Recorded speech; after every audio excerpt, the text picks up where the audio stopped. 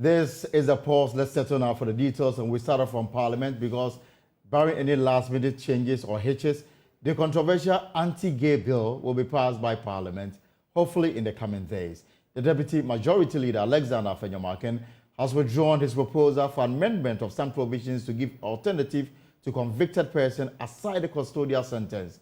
Another proposal from him on the mandatory commission of counseling to the convicted based on the Speaker's directive was withdrawn as well. Let me bring in parliamentary correspondent Kwaku Asante. I can now take you live to Parliament, and then as we bring you, proceedings on the floor regarding this controversial bill. If the relevant select committees will not take referral seriously, and the last time we were at a workshop, the clerk told us that there are as many as about 700 referrals that have not been acted upon. Mr. Speaker, we are not covering ourselves in glory. It doesn't speak well of us. So if the chair of the various committees who these referrals have been made to don't want to act, and we can't compel them to act, then perhaps we can explore Order 262. But Mr. Speaker, this cannot continue. This matter of COVID-19, many of our constituents keep asking. Many of our constituents.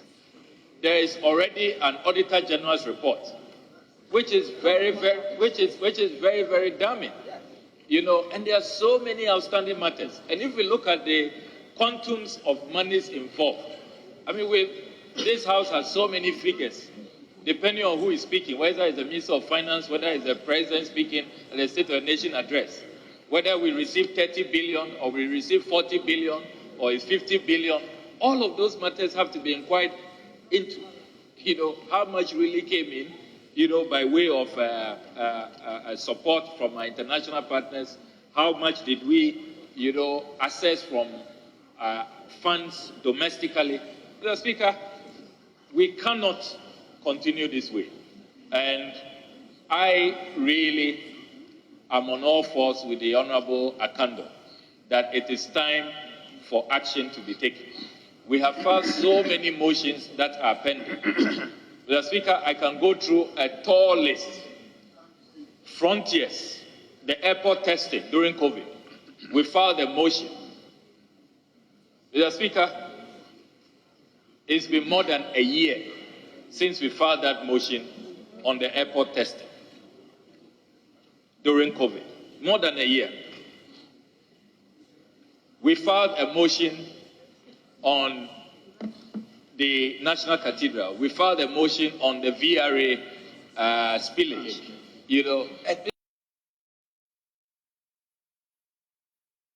Whether we really want to move Parliament, for example.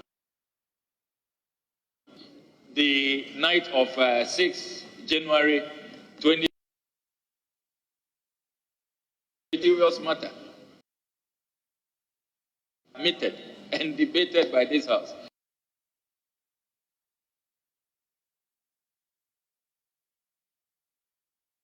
For example, a motion on that.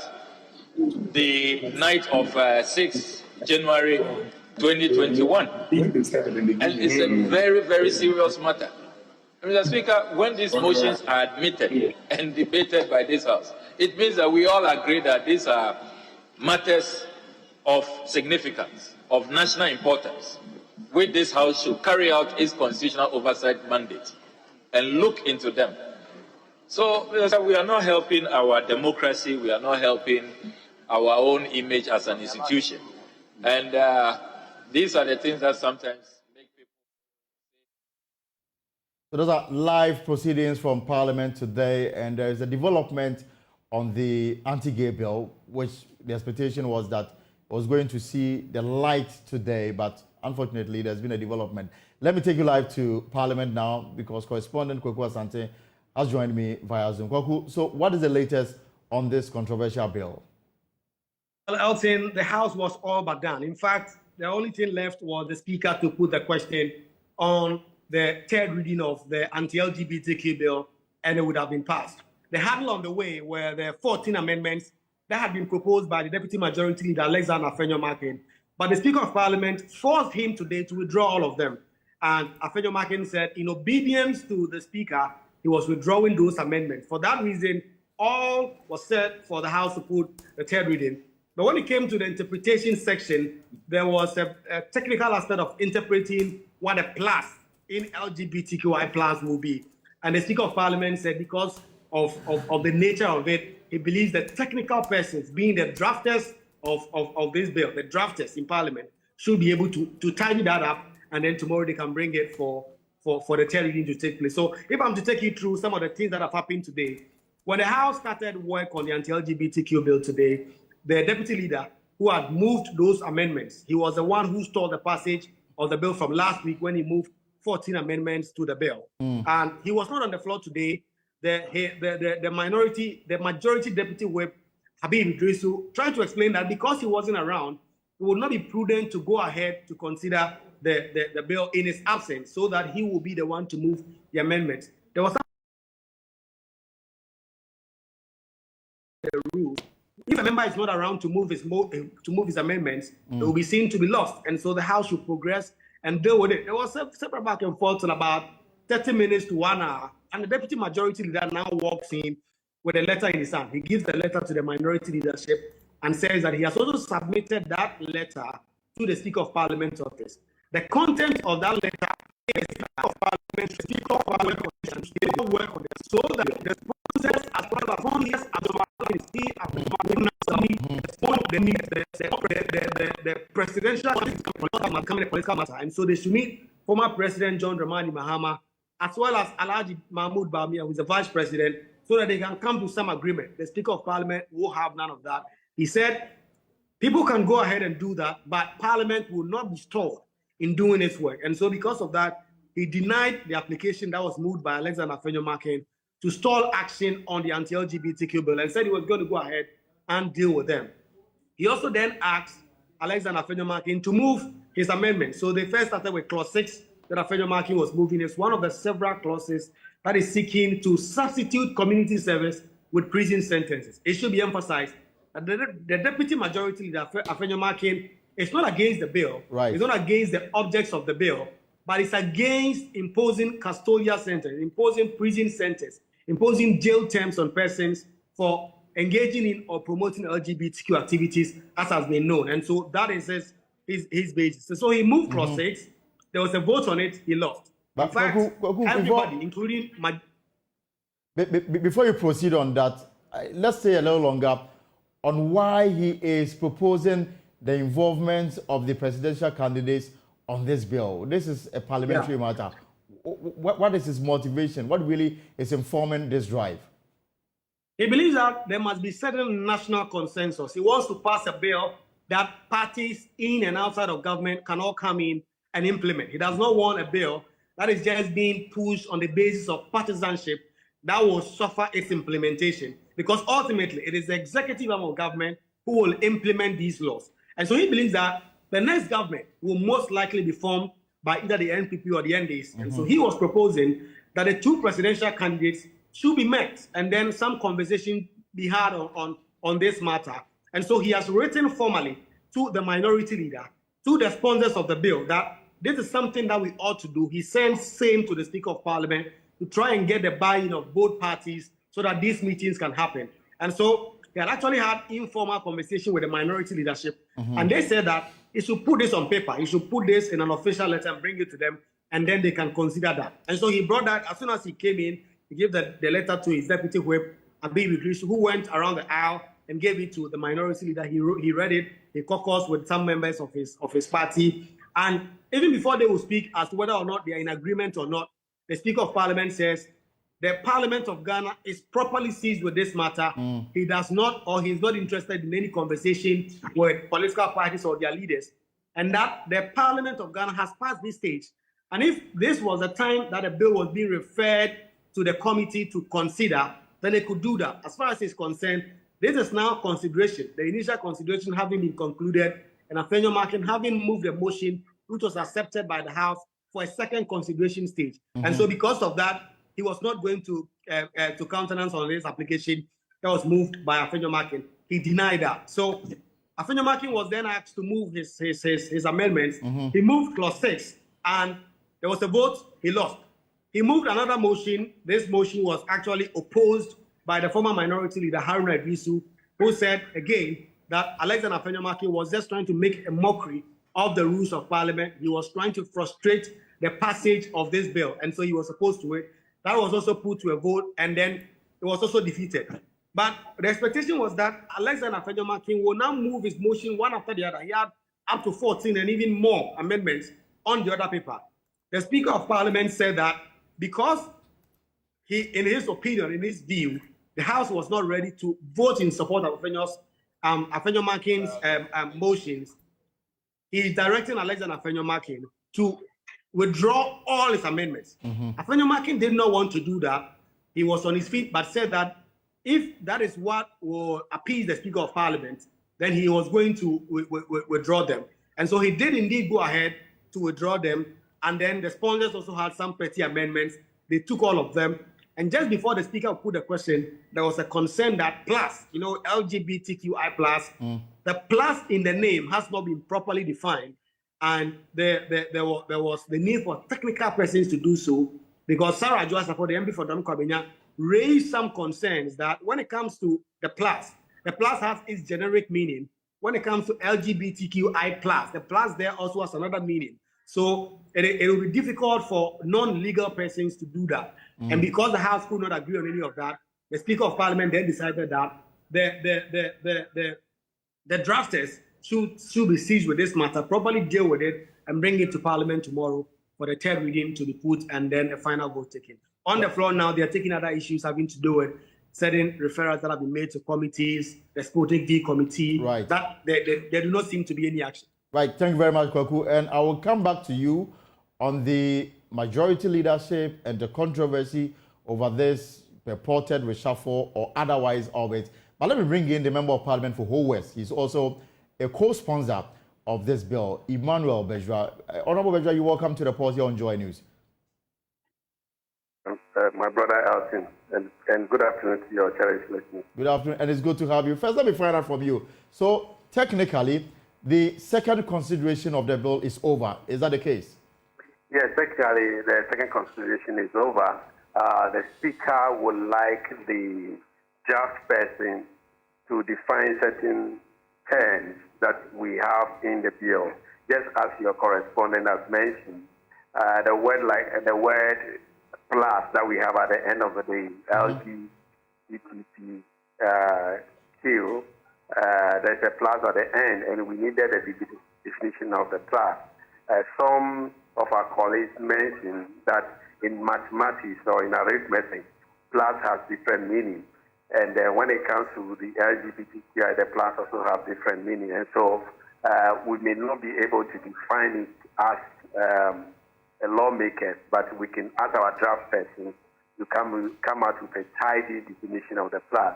Another thing that came out that the Speaker has also directed has to do with the definition of marriage.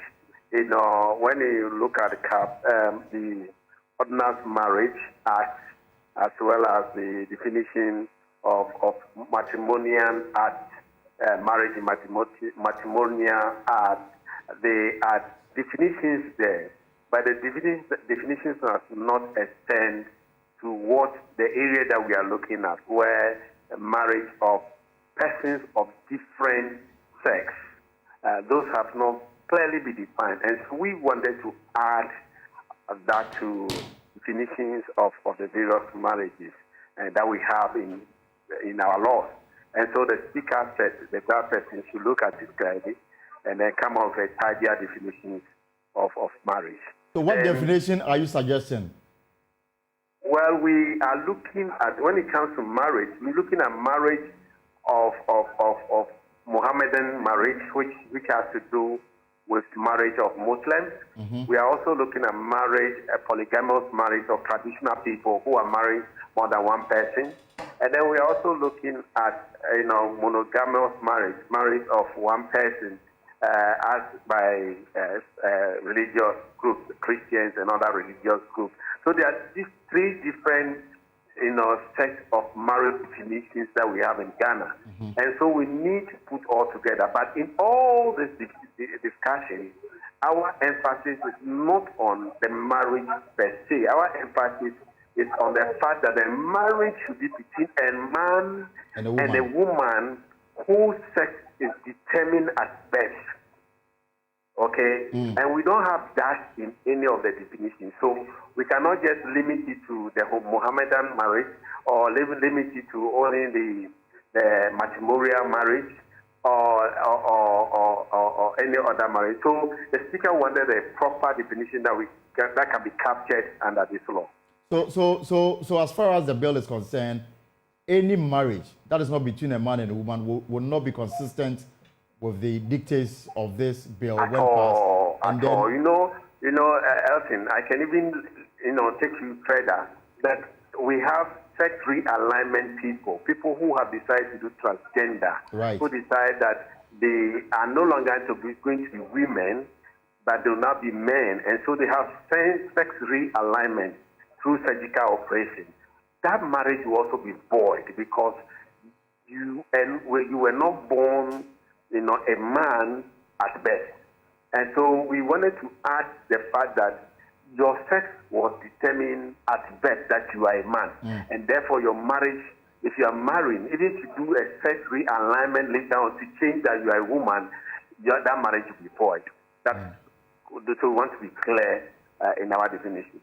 So a few concerns came up. Alexander Afenyo-Markin, the Deputy Majority Leader, earlier proposal was that you should replace custodial sentence with fines. And from what we've been told by our parliamentary correspondent, that proposal was defeated on the floor, and eventually he had to withdraw all his proposed amendments that he had, suggested last week. Nevertheless, if we can quickly respond to it, because I want to bring in the matter of why there should be further consultations with the flag bearers of the various political parties. But first, let's deal with Afenyo's concerns. Okay, so last week as we were discussing this, and yesterday, our colleague, the Deputy Majority Leader, Honorable Afenyo-Markin, came out with some suggestions which he brought before when we're doing the first consideration. We have the first consideration, and then we now have the second consideration. During the first consideration, he proposed that we should replace custodial sentencing with community service. Okay, community service where the offenders will be sent to communities to render community service. Now, that was his proposal. But we, the sponsors, and including everybody, not only we, the sponsors, in fact, the whole House, thought that there is no law in Ghana, there is no jurisdiction in Ghana that, that we have a community service. There's no regulations on community service. And so if we put it in there that offenders of this act will be given community service, under which regime are they going to be rendering community service? All right. You get my point. I get you. That has been defeated even long ago. But, as usual, every member of parliament would like to use the back door. And so he used this door at the second consideration stage to bring in this amendment. And unfortunately, the amendment cut across all the punishment areas, and so it was defeated. He brought about close to 14 amendments concerning the custodial sentencing being replaced with the community service, and it was defeated. Now, yesterday, he mentioned that he wanted to meet us, the sponsors, to discuss his amendment with us. And so I said, well, in that vein, we are members of parliament, we are colleagues, so let us go through it. So this morning he came and called some of us. As a matter of fact, when we met him, he told us, and we said, well, he should present his amendment on the floor. If members agree to his amendment, fine. But then he mentioned that apart from this, he has also decided to meet the flag bearers of two political parties to have their buy-in. And then he has also written to some leaders, that's political party leaders, to also have their buy-in, because this bill is for the whole of Ghanaians. But we have passed that stage, and the speaker ruled him out to say that the stage at which this bill is now is the second consideration. Initially, this bill has been referred to stakeholders to look at. And so there is no need for him to drag us back by going to another length of delay, of us having another stakeholders meeting. What at all that does he want to achieve? Because I remember that in the course, when the bill started its journey up to this stage, there was a point where you allowed for inputs and petitions. Exactly. And that was it. But did Afenyo-Markin put forth this suggestion on his own volition, or this is probably coming from some of the flag bearers and he is just being the mouthpiece of their concerns? We don't know. So he brought a letter. He served leadership of the House. He served the Speaker, and the Speaker ruled him out to say that, look, we are past the stage where there will be a need for stakeholders. It is time for the decision of the House for us to take a decision on this matter. And so that has also been put to the back burner. We have finished that. What is left now is for us tomorrow to tidy it up and pass this bill once and for all. So the drafters are now going to give proper meaning to the word marriage, and then the matter of the plus. When do you expect that they will report back to the House with this proper definition? He has given them directives that at the close of today, they should come out with their decision. In fact, we are even waiting. If they bring it back today, before the closure, we'll pass it. Otherwise, then tomorrow, this bill will be passed once and for all. That will be the first hurdle. The next obstacle is to get the President of the Republic to endorse it. But he's giving indication that he may not, because of some implications that puts on the state in terms of financial obligations. Well, that is why in the bill we have done some amendments during the Constitution. We're taking certain clauses out. And so even today we have mentioned it, that those clauses have been taken out because we don't want a situation where the President will say he will not assent the bill because he has a financial obligation. And so we have done that tidy up, and we think that this bill is good to go for us, for the President to assign. In any case, if the President did not assign to it, we have a constitutional imperative, a constitutional mandate with members of Parliament. If you have 2/3 of members of Parliament signing to this bill, it becomes a law automatically. And so, if you're talking about 2/3, you have to draw some from the MPP side. And if the President's position is that because of these and that concerns, I'm unable to go. So don't you see the situation where the caucus, the MPP caucus, may back the President's concerns? I'm sure if the MPP caucus wanted to back the President, even today they would have shown it. Clearly, it shows clearly when the question was put to Afenyo-Markin's, Honorable Afenyo-Markin's proposal, he was the only person, lone voice. And when it was to be defeated with a no, even our colleagues from the other side voted. And so this bill is bipartisan, it's non-partisan. And so if it comes to, look, I know members from the other side who will sign if the President refused. I believe that the President will not refuse, he will sign this bill. I strongly believe that he will do justice to this bill. And that will be to his to be his advantage and also to his name, that he has passed this bill in the country. But beyond the President's reservation you may also have to deal with the global ramifications. The US, for example, has made it clear that passage of this bill may, come with some, some, I don't want to use the word sanctions, but they may come with some things that we may not find comfortable. Ready for that? Well, they have not come up with any sanction yet. It's just a talk to prevent us from doing what is right and what is just, as our Constitution has mandated us in the preamble, that we should do what is right and what is just. What is right for Ghanaians is what is right, and what is just for Ghanaians is exactly what we'll be doing. There is no external forces or any country that will impose their tradition or their culture on us. Elton, let me tell you, just last month, a prisoner was executed in the U.S. Executed in the U.S., not in Ghana. Whilst in Ghana, we have taken death penalty out of our our law book. You are aware. We don't have death penalty in our law book. Right. But in the U.S., they have death penalty. So why would they force us to go by their dictate or their law?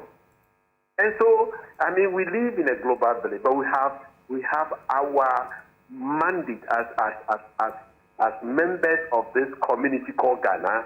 We have our own laws, we have our own rules, and then we'll go by those laws and those rules. They cannot impose their cultural norms and rules on us. Can you go to America and go and have 2 wives there? No, we cannot do it. But Ghana, we are allowed to marry more than 1 woman, the traditional marriage. And so we are not forcing anybody who is an American to come to Ghana and say, I want to marry only 1 woman. In Ghana, the laws allow you either you marry 1 person by the ordinance marriage, or marry more than 4, or marry more than 3 to 4 by Muhammadan marriage, or by the traditional marriage, as many that you want to marry. You understand? Right. So our laws are different from theirs.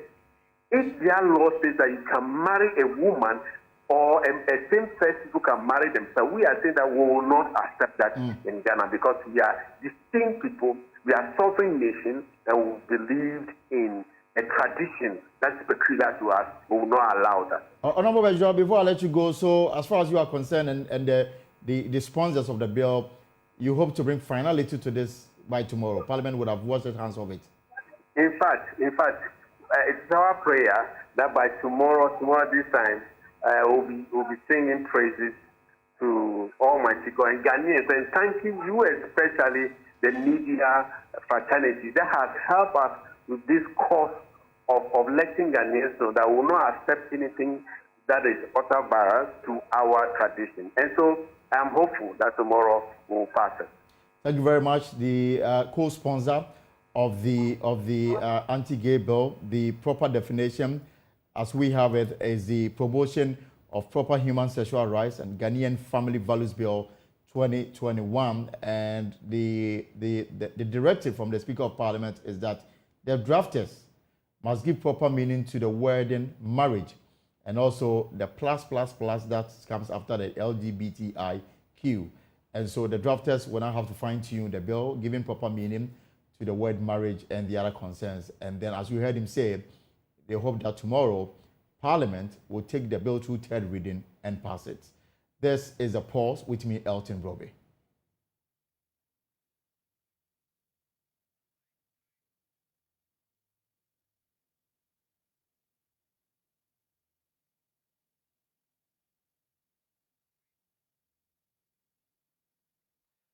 Well, from Parliament, let's turn attention to the Labour front because where the latest Labour figures released by the Ghana Statistical Service has revealed as many as 1.3 million Ghanaian youth between the ages of 15 and 35 were without jobs for most parts of 2023. That's 14% increase over figures recorded the previous year. So there you have it. Between 2022 up until the first 3 quarters of 2023.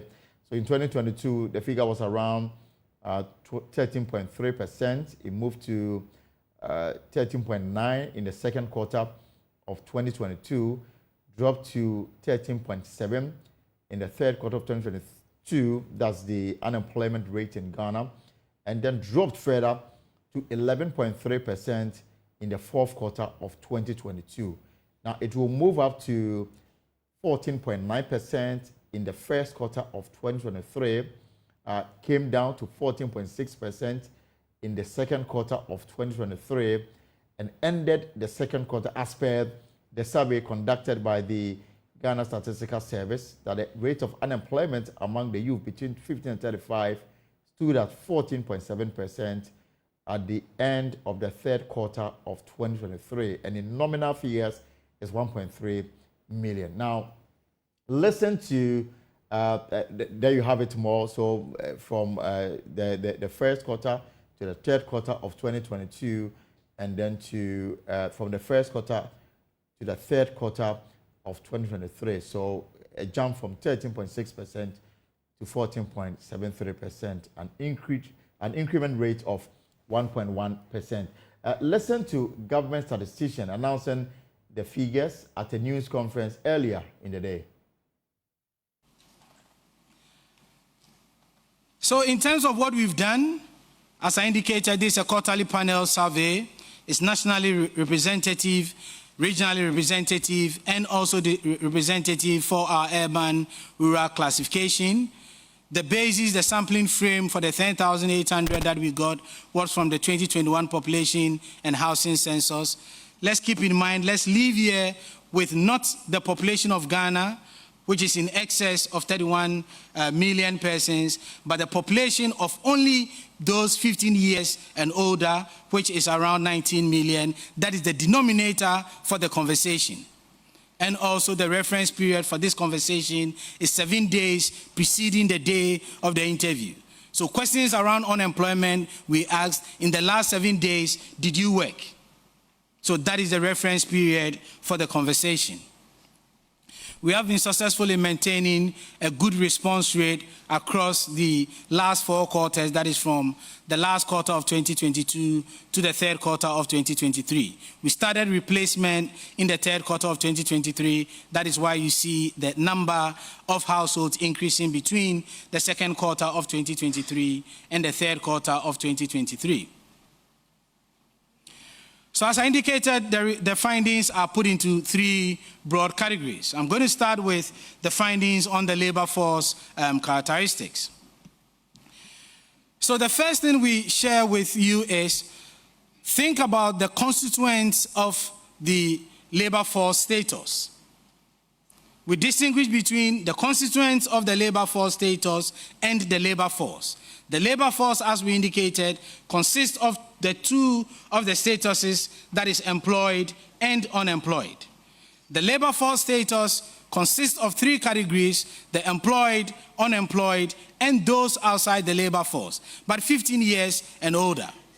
So across the last 7 quarters, that is between the first quarter of 2022 and the third quarter of 2023, we see that we have reduced the persons outside the labor force from 4.95 million to 4.51 million persons. Because this is a set, once people are leaving the labor, are moving out of outside the labor force, they should find their way in either the employment status or the unemployment status. So the 440 persons that in the first 3 quarters of 2023 exited the outside the labor force, over 60% of them, precisely about 250,000 of them, went into the employed status, and the remaining into the unemployed status. So from these 3 constituents point of view, we see a reduction in outside the labor force of persons, approximately 440,000 persons, and because this is a set of 3 categories of people, you need to find where they are going to.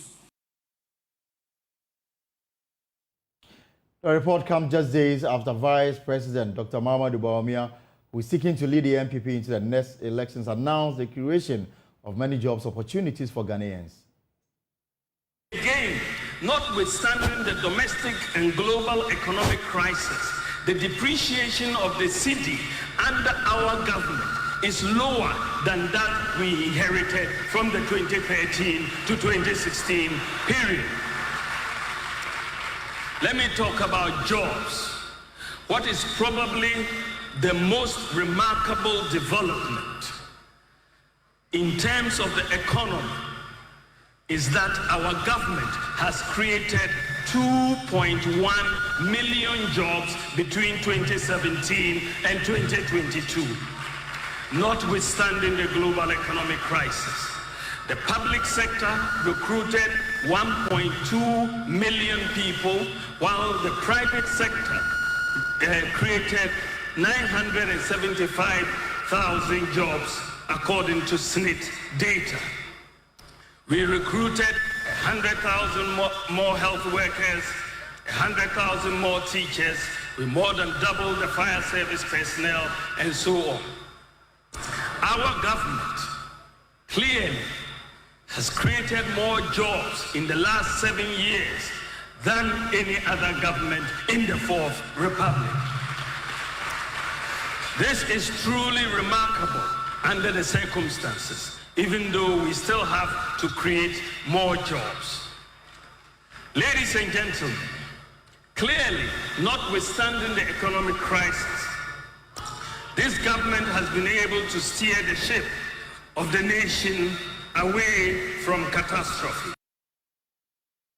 Well, on the streets, though, some Ghanaians say they have been without jobs for a considerable number of years, simply wait on a job hunt. For it to start working after NSS. So the government should, since it's an election year, the government should look forward and then he should do his things so that he can employ us and vote for him. Otherwise, we will do it other way. And so the government should do well for us. Now the job system in Ghana is very some way. You go to school, the cost of living too is very high. It's very high and it's expensive too. Imagine going to school, going through all this wahala, finish, then you come and sit home. Then your parents will be feeding you again. Why? So now we are counting on the government to help us. We don't want to be unemployed like our fellow brothers and sisters. We want him to assist us. Our Minister for Finance has declared that the government's payroll is full. So that means the private sector needs to also open their borders for us. If possible, we also need to find ourselves something doing, just to reduce the unemployment rate. Maybe find the skills doing. But here lies the case that in our, how do we call it? In our tertiary, we are mostly taught the book aspect, but not the practical aspect. So when we go to, how do we call it? Our organizations doing our service, I think we should adapt whatever thing we are learning so that maybe we can use it to set up. You see, because of the loan they've taken, they are not employing people. And then even before they took the loan, they are not employing people. Which loan? The IMF loan. Before they took it, they are not employing people, you see. So now that they've taken the loan, the unemployment is going to be high. And then right now, after service, we don't even know where you are going. Like whether we'll get a job or we'll not get a job. Unless maybe your father is a big person in any institution before you can get a job. So right now, we are just waiting for the government to do something about us. Those who are doing our services. It's just a handful of people that are employed. Majority of the people are unemployed. And that is why all these evil things are going on in the country. Stealing, prostitution, and other things are going on in the country. Because if one is employed and is earning a good salary, he will not go out there and be doing evil things. Maybe see somebody lying down, knowing very well that it is not mine, but he will find ways of me to grab that thing. You understand? And sometimes, because of unemployment, parents are unable to take care of their ward, and their ward go wayward because they also have their needs. And once the parents cannot provide them, they go to solicit that need from elsewhere, and nothing goes for free. What I would say is it has become a daily occurrence because when I completed school, I was employed for almost a year. After that, there's no job. I've been at home searching for a job. I've sent CVs, I've never received any reply. And when you follow up, they say there's no vacancy. So I've tried both government office and personal private institution. So what I think, the government should let foreigners invest into the country so that they open new businesses for us to do. But apart from that, we don't think what Ghanaians have is enough to support all of us. So if we can seek support from somewhere. And the statistics show that the government is not ready to build more factories and companies, but they are just everyday politics. They should build, or they should ask people who have the ideas to develop more work. There's more land. When you go to Pokwasama, there's more land, but it's not used for anything. They're just there in place, and people have the resources to work, but there's no job. So we beg if the government can look for people who can help us. So that's what I think. It's about whom you know or who knows you. So as they are saying here, it's not as it's written. When you go check on the ground, you could see that the one who knows you that need to be employed, or the one who you know that will call you for a job. So automatically it's not as you are seeing on the paper. Yeah. You're all looking for a job, you write application, piling up, waiting for them to call you. No one will call you, and then you'll be here, and they will say unemployment is reduced. No, it's not true. Yeah, so that's my view.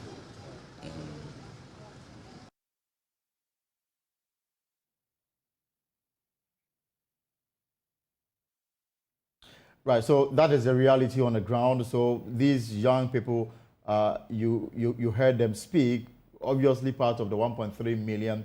The Ghana Statistical Service is reporting that they were without jobs between the first and the third quarter of 2023, and obviously are still without jobs. Now, unemployment or joblessness has been identified as the single most, the biggest threat to the stability of this country. Report upon report, the National Security Minister, the President himself, they've always made a point about reducing the unemployment rate to ensure the security of this nation. We'll bring them in to tell us what they plan to do to bring it down and to create more jobs for the youth as we look forward to the 2024 election. But in a related development, the Coalition of Unemployed Trained Teachers, they have issued a statement. They say that they wish to draw the attention of the Ministry of Finance, the Ministry of Education, the Ghana Education Service, stakeholders, and the general public to their plight. And having been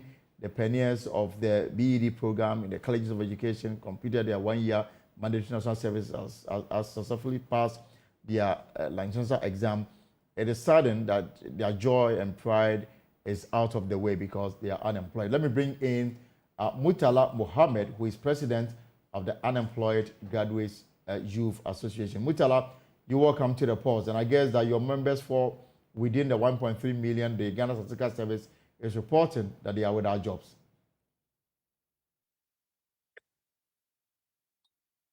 Yeah. Yes, Murtala, I can hear you. Yeah, please, I can hear you. Good afternoon to you and your cherished listeners and then viewers as well. I hope you can hear me, please. I can hear you loud and clear. Please go on. All right. Actually, we the coalition of unemployed teachers association, we find it very sad and unfortunate that having been pioneers of a BEd program that was introduced in 2018 in the colleges of education, and subsequently doing our mandatory national service, as well as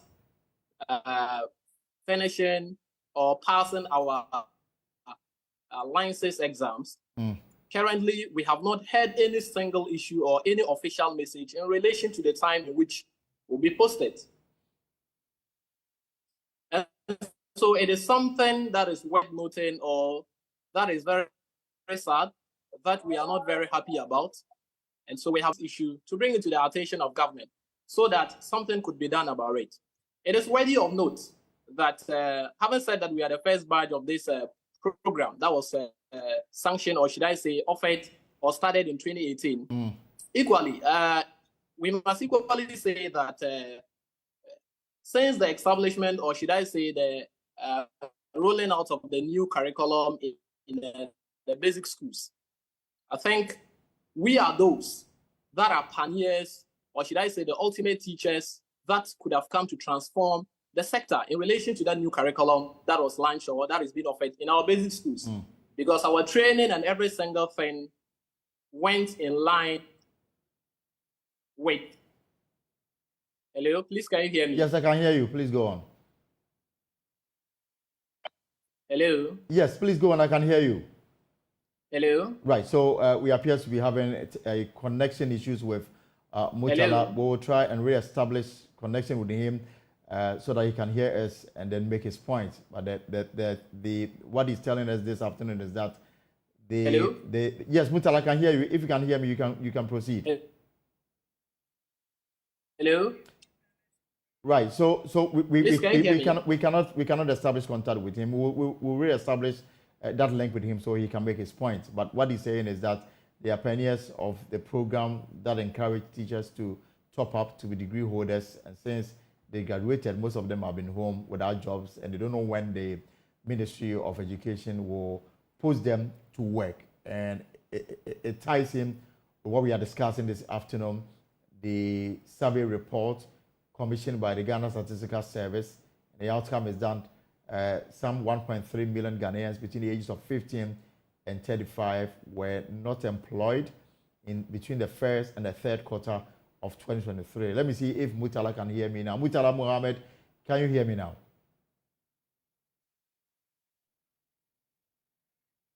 All right. So we still don't have him yet. So the Statistical Service outcome suggests that there are 1.3 million Ghanaians who are unemployed, and they are between the ages of 15 and 35, the youthful age, and that is the situation. And so those are the graphs as you have it on your screen, between the ages that we are talking about, and between 15 and 35, as at the end of the third quarter of 2023, that will be as at the end of September, 1.3 million of them were unemployed, and that is the issue. So, Mutala Mohammed, we have you on phone. I'm sure we can have a very good conversation now. So you were telling me about why you are unemployed, and you don't seem to understand why. Have you made representation to the Ministry of Education, the Ghana Education Service, and what have you been told? Yes. So usually what happens is that in colleges of education, as everyone knows, consistently it is being said that our posting, or should I say, everyone knows the posting is usually a short. And we have not had, as at the last time, our leadership, though our leadership had an engagement with the Ghana Education Service, it wasn't official actually, but what we heard is that they said the posting is assured, but when the posting will come, it's not, or we don't know. They have not told us that particular information. And so we are very, very sad with this particular trend because, like I said, we happen to be the pioneers of this program that was started in 2018 in the colleges of education. And you equally know very well that the basic level, there's a new curriculum that has been introduced over there. And so that particular phase, we were trained in line with that. And so we are the people that could have come to champion the cause of this and ensure that there is change and, transform the human resource of this country. That is the students over there through the training and then the knowledge, the skills, and the competencies that we have acquired. Unfortunately, we are not hearing anything. Last year like this, by this time, around 3rd February, recruitment portals were already open for people to apply, despite the fact that we didn't have a single batch from the colleges of education over there. And in the last batch of the diploma, which they finished in 2020 and they were employed they finished their national service in 2021 and were employed in 2022. By December, their portals were already open. And then they applied, and subsequently some of them started work in February and then others in March respectively. So we are equally calling on something of that sort because we have not heard anything. And we are the pioneers of this program. And so we hope and pray, or we are calling on the Minister of Education, the Ghana Education Service, as well as the Minister of Finance to provide financial clearance for us to equally be posted so that we can contribute our quota as far as the development of this country is concerned. Because we are willing. If I may ask, how many are you, your membership? Oh, so far, based on the number that have passed the license, we should be around 10,000 thereabouts. The numbers that have passed the license exam, based on that, we should be around 10,000. 10,000, all of you are unemployed? Of course, certainly. And have you gotten any feedback from the Education Ministry or GES? No, not yet. That's why I said we have not had any information concerning that. And so we are saddened by that. And that's the reason why we are pushing for this with this renowned program of yours like this, as well as other sister stations, so that they could assist us for government to hear our plea. Because as you know, once people are done with school, they are always left, should I say, in this country, we all know very well that once you are done, it is expected that you find a job whereby you can equally feed yourself as well as our other family members. But if this is the case whereby you finish and you are at home and you have to depend on your parents again, it's equally very, very sad. And the license that was issued to us will be expiring next year. And so are we going to continue to be unemployed until this license expires? So when the license expires, what next? You have to you have to write another exam to be licensed? No, not necessarily. Actually, when the license expires, there's a process of doing that through continuous professional. You do the continuous professional thing as well as getting other points in addition, so that NTC will renew, that National Teaching Council will renew your license for you. So but here's the case: you are unemployed. So how can you even get that license for yourself to pay next year if you are not employed? Is it a case that you are waiting and waiting for GES to say something? Of course. So that is it. Because we are not hearing anything. There's no any official communication from them as to whether will be posted or not, or when exactly will be posted. We have not seen any official information on that. And beyond this statement that you've issued, what more are you doing to get the attention of those who are expected to employ you? Well, we are equally engaging other stakeholders as well to ensure that things go on very well.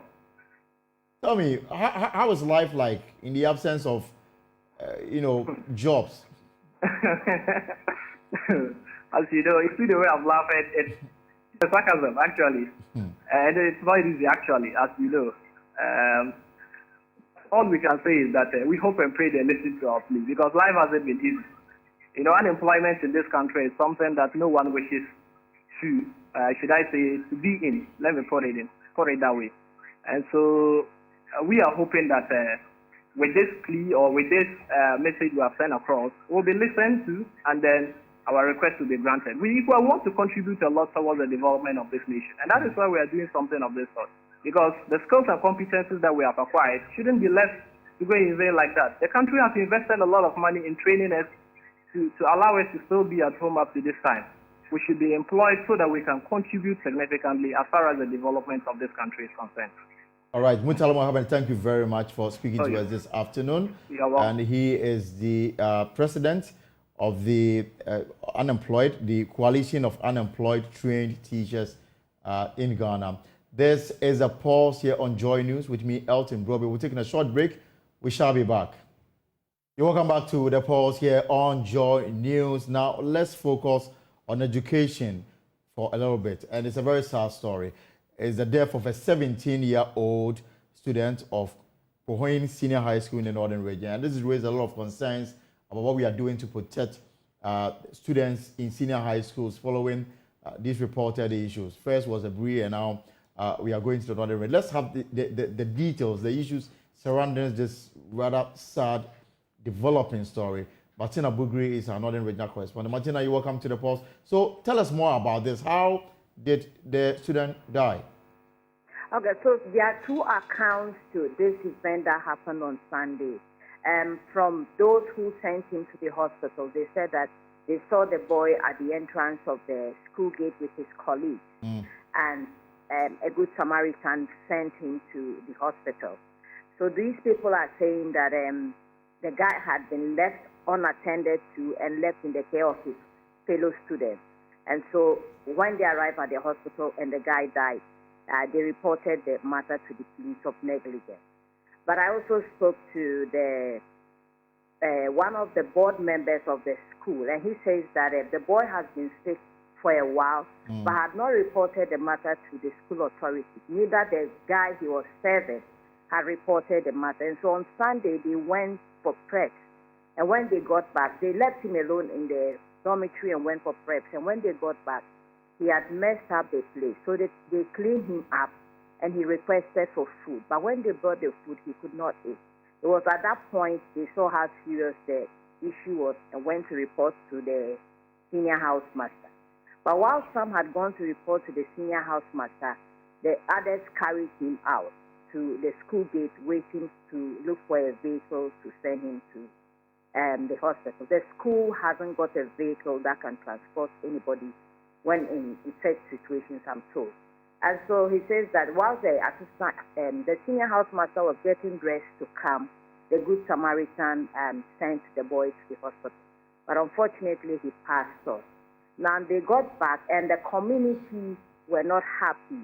They accused the school of being negligent, and that raised tension in the school. But the school management came in, they were able to calm down situations.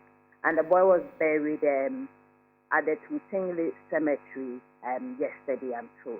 Right. So there's calm in the community, you say? Yes, there is calm in the community.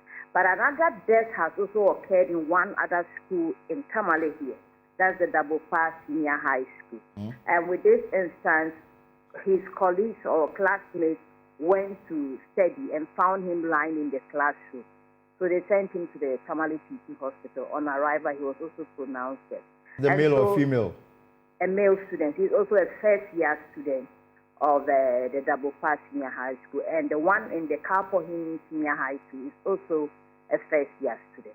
All right. Thank you very much, Martina Bugri, our Northern Regional Correspondent. And this is raising concerns. And the Africa Education Network, they have a statement on this matter. And very soon I'll bring in Mr. Kofi Asare to tell us more about it. But the Member of Parliament in that area, Alhassan Sungene, seems to believe that perhaps government should do more to improve conditions in the school. He is not blaming the housemaster or the school authorities for what others are describing as negligence on their part that led to the death of this first-year student.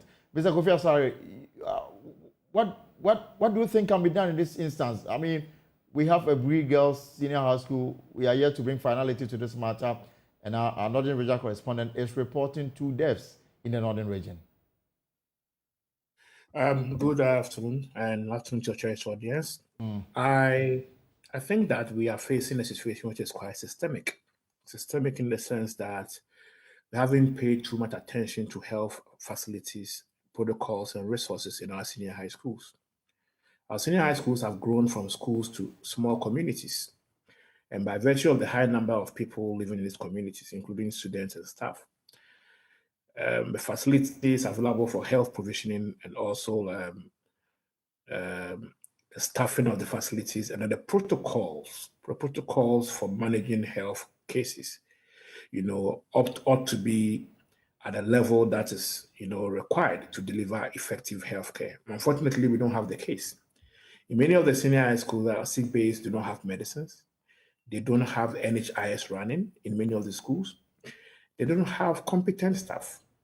And also, there is no case management protocol that guides the management or the handling of health issues when they emerge from the dormitory all the way through to the referral point. And so you find that even when students are sick and they need to be referred to a proper health facility, for want of a better word, we don't even know whose duty it is, to send them. In Bree Girls, there was a case where school authorities called the parents to come all the way from Ablekuma to come and pick their ailing daughter to the hospital. Meanwhile, there was a hospital just 10 kilometers away, the Tepashi Memorial Hospital. By the time the parents got there, pick up the child from the sick bay, the child died on arrival at the hospital. And so for that 2-3 hours that the parents had to travel all the way to Ebri, if the school had acted timely, perhaps life could have been saved.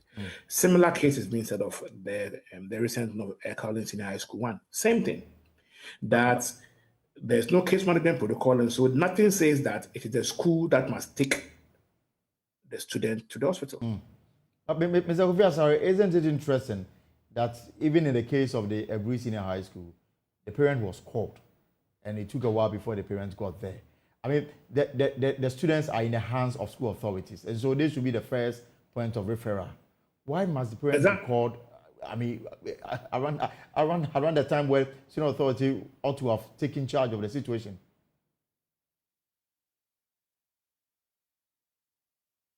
Well, connection issue again, and we'll re-establish communication with Mr. Kofi Asare. He is the Executive Director of the Africa Education Network, and they've issued a statement regarding the reported death of students in Tamale, and this is the second time.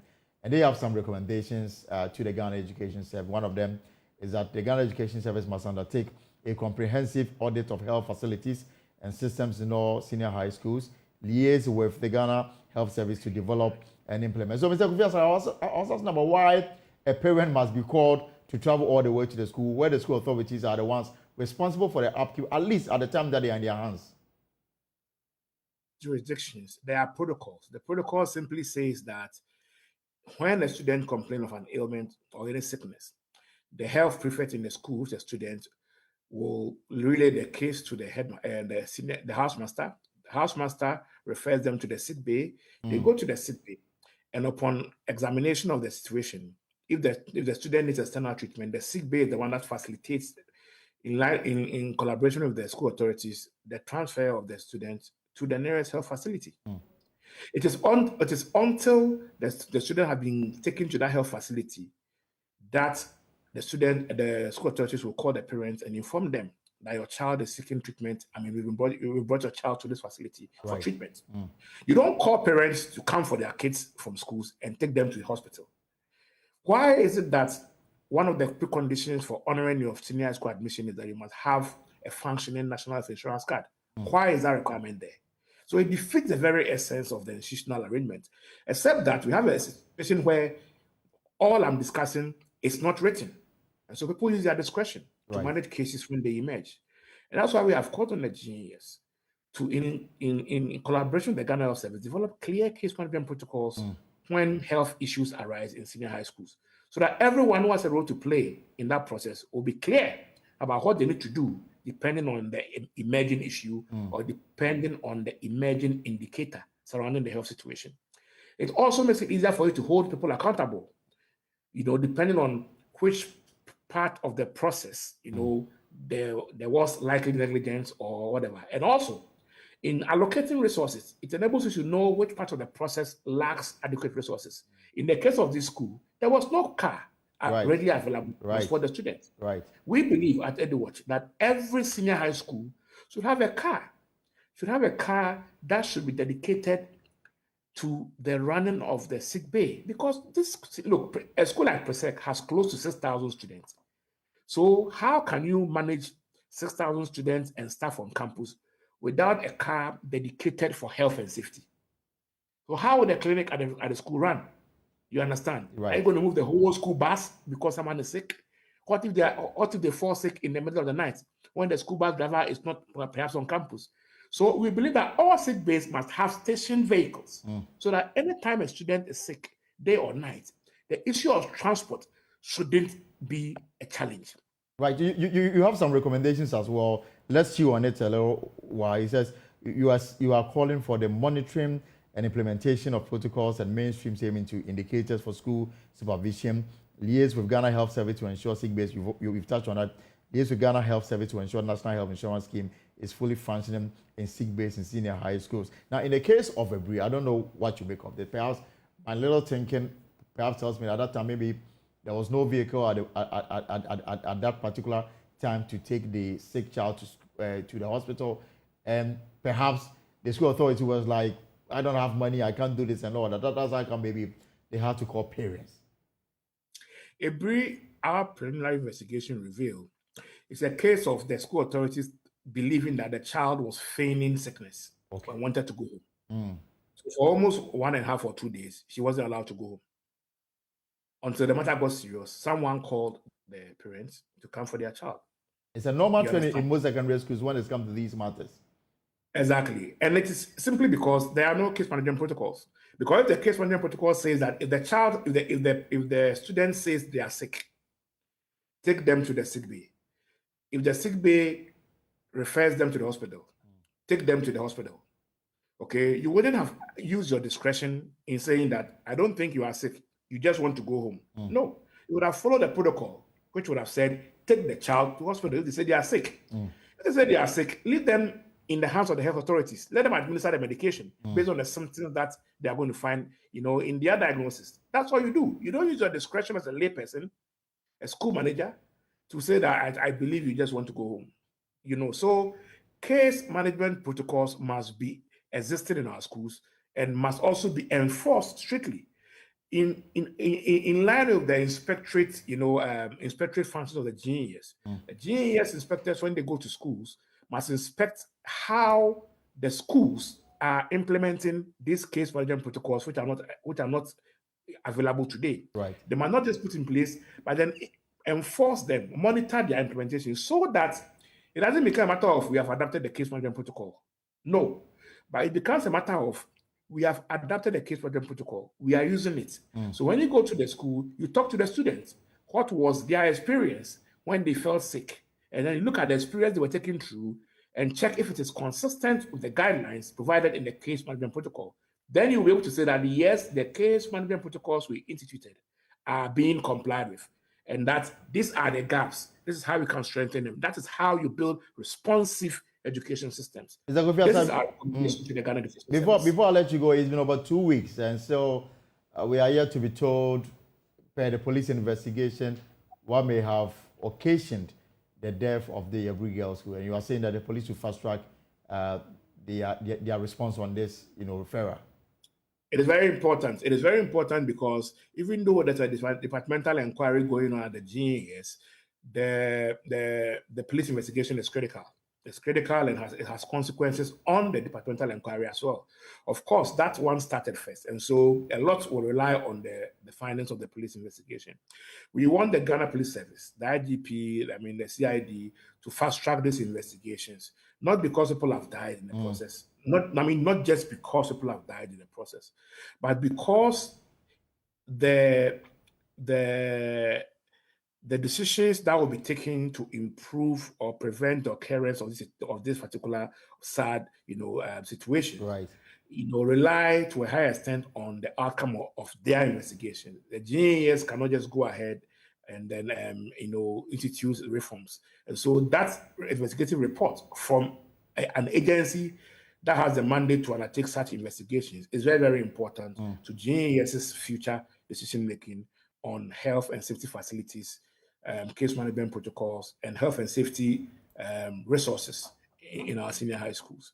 All right, thank you very much, Mr. Kofi Asare, for your time this afternoon. And he is the Executive Director of the Africa Education Watch, and they are unhappy with the development happening in our senior high schools. This is the pause on Joy News with me, Elton Brobe. Now let's focus on water, because the Ghana Water Company Limited is blaming the erratic water supply within the greater Kumasi metropolis to unstable power supply to some of its water supply stations in the Ashanti region. The company says 3 of its stations, the Marikesi and Owabi water treatment plants and the Achiase booster stations, have in the last few weeks experienced power outages from the Electricity Company of Ghana. The situation itself is adversely affecting water distribution to several parts of the greater Kumasi metropolis. Emmanuel Brad-Kweko has been monitoring the impact of the situation on businesses and households in the region and has come through with this report. This is the sound heard from the taps of piped water systems in many households across the greater Kumasi metropolis. These taps thirst for water. In the past few weeks, water supply in the metropolis have been erratic, adversely impacting households. Anytime you need water, you either have to store water because you don't know when the taps will go off. And with the washrooms is a big hell, because if you go and wee, you have to flush. The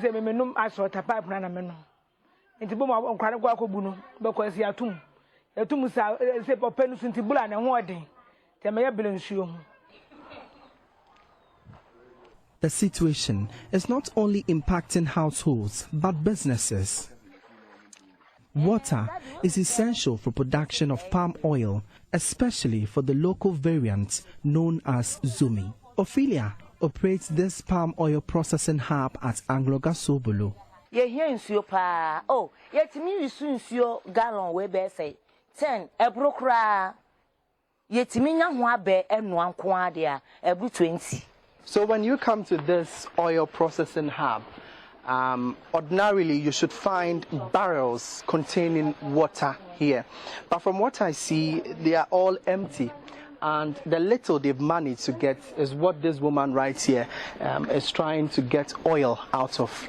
And the situation is adversely impacting production of oil here. Yet me yenya 20 dakro onintene e wo se mujai ni aka e de to mo de to on so a adechi so e be sei enwo ne be sei we adechi so na we ya enye debium na wo de akoye enwopa ni mpokura no wontimi mfa nguduane so enni ti de wo ton ma seminafo eno ye so yenwo a ye no ne bo edin enti se ya waboka. Sarah, a hairdresser, shares similar sentiments. Chuchadia wunye nsio enye ejuma shosho. Bula no be kwana yasa. Omo sori ahumachi. Ti o be kwana na asa. Nsi aba kokore ni nti se menye nsio sa na. Me ma mi ntumi enye ejuma enye sika. Over 80% of households in the Greater Kumasi metropolis have been without water for the past few days. The Ghana Water Company is blaming the erratic supply of water within the metropolis to unstable power supply to some of its water supply stations, including the Barakese and Owabe water treatment plants.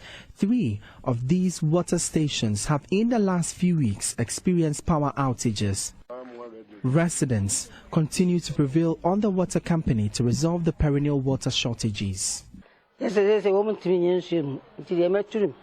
I'm usually no say we should be. The Abamo and quite private faswa.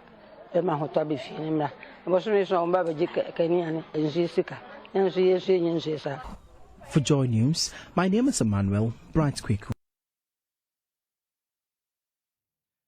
Also sacked Nkwanta South MC Bright Lenwa says although he knew his appointment could be revoked someday as a politician, he was not expecting it at the time it came. He says life has been calm for him without the usual political pressure. Correspondent Peter Senu caught up with him 2 weeks after his removal from office.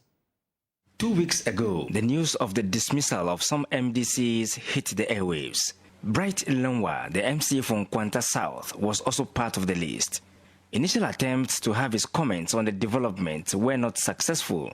However, after 2 weeks, he opens up for a conversation. How did you receive this disappointing news?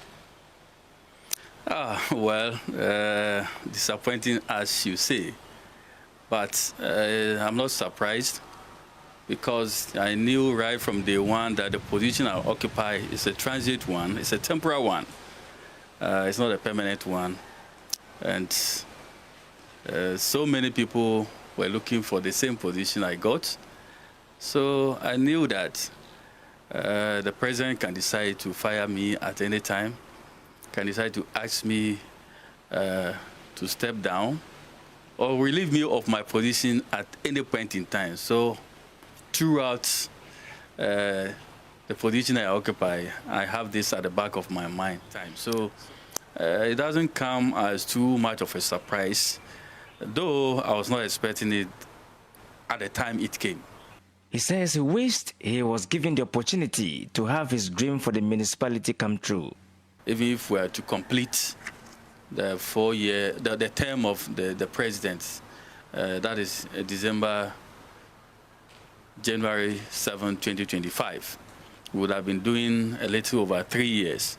So yes, I was expecting that I'll have the opportunity to complete with His Excellency the President Nana Addo Dankwa Akufo-Addo and be able to execute most of the plans that I have in mind. But unfortunately, it didn't happen. He also added he did not know what triggered his removal from office. Nothing in mind at the moment, but I think that the president, in his own wisdom, thinks that at this point in time, he has to relieve me of my position for somebody else to come. In his own wisdom, who knows? Maybe he has something better for me. Maybe he feels that at this particular point in time, I have to step aside for somebody to come in. So I cannot assign reasons as to why the president decided that his decision is best and accept it as it is. He denies the protracted Nkwanta tribal conflict as the cause for his premature removal from office. Conflict resolution is and must be a collaborative effort. No single individual, especially somebody who is not even directly involved in the conflict, can end it. No. It must be the aim and the objective of all the factions that are involved to tell them, say, look, we have to do this and we can do it. He says he wished he could be reassigned by the president. I'm available. I'm available. Is it your wish? I wish. Why not? I'm available to serve in any capacity the president deems fit for me. As you can see, I'm still young, I'm strong, I'm energetic. Any errands, I can run for the party, I can run for any ministry, I can run for the presidency, anywhere. Peter Senu for Joy News.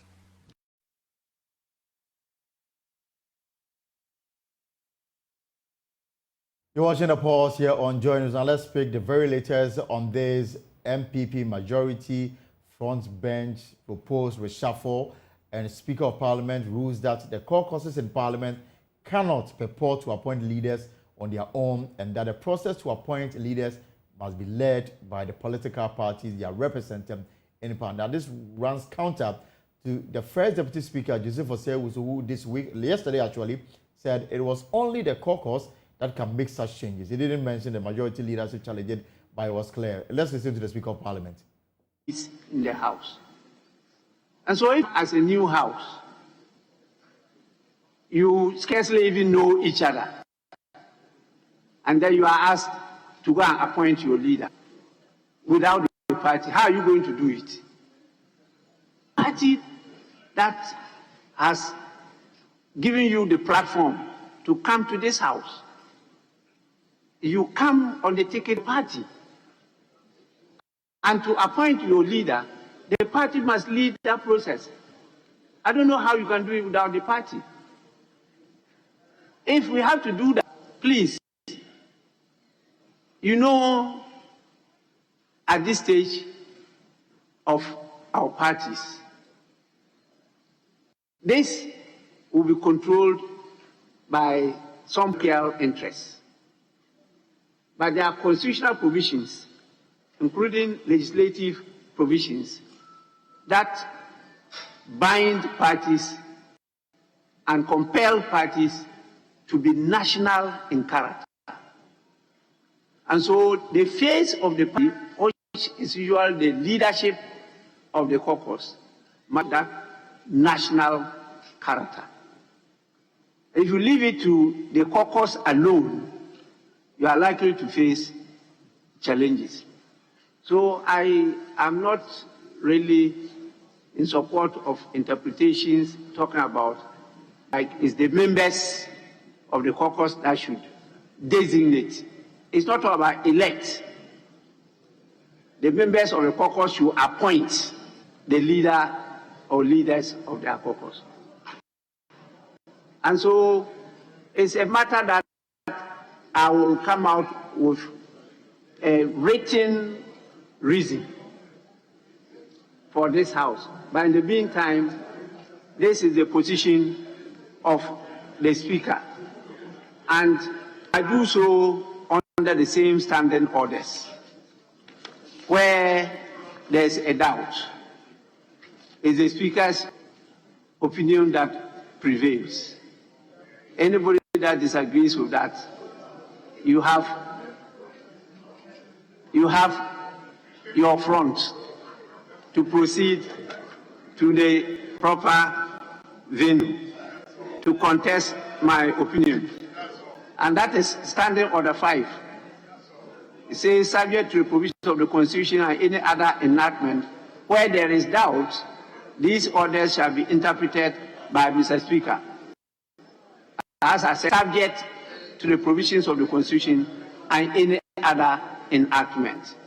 So if you disagree with me, you proceed to court and then get that changed. But as at now, this is binding on all of you and the parties. So there should not be any confusion. There should not be any confusion at all. The party is still in control, and the party will lead the process to designate or appoint the leaders of the caucuses in the House. With this, yes, sir. Yeah, thank you very much, Mr. Speaker. I thought it was just a matter that was said in jest, but you appear to have taken a position offering a beautiful interpretation of your very welcome, very beautiful. Mr. Speaker, it would appear to me that in interpreting the parliamentary portion, we haven't taken a look at the various wings of the other parties. If you take the NPP, for example, we have what we call the women's wing, the youth. When it comes to selecting leaders of the youth wing, the party says, the youth, you go and decide. And they select their leaders. When it comes to the women's wing, they say, women, you go and decide. And they select their leaders. So I am not aware of any parliament where the outside parliament selects leaders for the parliament. I think in interpreting the standing orders and the constitution, this group, the parliamentary group, must be recognized as of the party which can and must take decisions regarding its leadership. It doesn't mean that the party has no role. The wing, the parliamentary wing, is a wing of the party. And in deciding who will lead them, it should be left to the party, the parliamentary wing of the party, in consultation with whoever, to decide who their leaders must be. We should not continue to have a situation where a body outside parliament, often without consultation, often without any indication whatsoever, just announce that leadership. I'm aware of the problems it's causing in wings, but if we want to continue, I think that these standing orders must be interpreted in that respect. And without challenging your opinion, Mr. Speaker, I'm offering this as an alternative interpretation of it's not. You are using the same words. You are only placing emphasis on a different process than mine. But there is no difference. I place emphasis on the role of the party. And I thought that I used the word the party should lead. You are suggesting that it's rather the members of the caucus that should lead. That's what you are proposing. But as at now, what you stated in the House of Commons, when you're talking about the leadership, it's not just the members of the House of Commons, but the party as a whole. They lead to elect the leaders. The election is done leader, and I've known the process, will go through it, and the party will propose, and they meet the caucus, and usually propose to the caucus that this is what we think should be your leaders.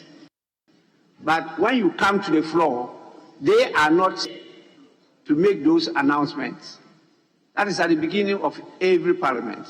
It's the members who are here that will serve as leaders and say, these are the people that will lead us in the caucus.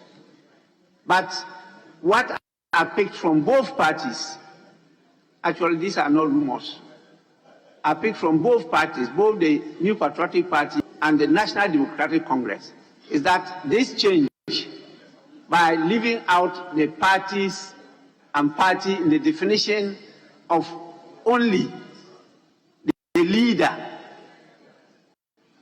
We haven't talked about lead, we talked about only the leader, has confused the parties. And both parties have discussed this already. And I know the parties are still having it as business to be discussed. And I know the New Patriotic Party will continue that discussion today. And as Speaker, this is my position.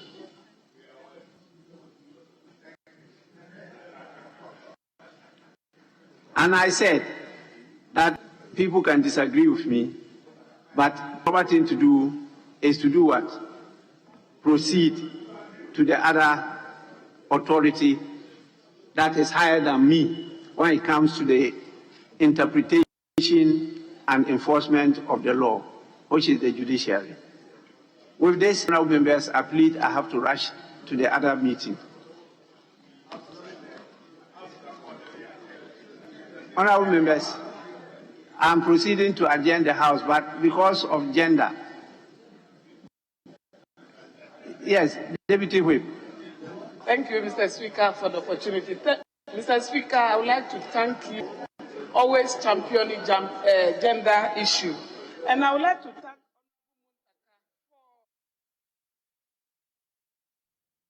live pictures from Parliament, and as we heard the Speaker say, his position on this controversial matter, whether the caucuses in Parliament have the ultimate responsibility of appointing their own leaders.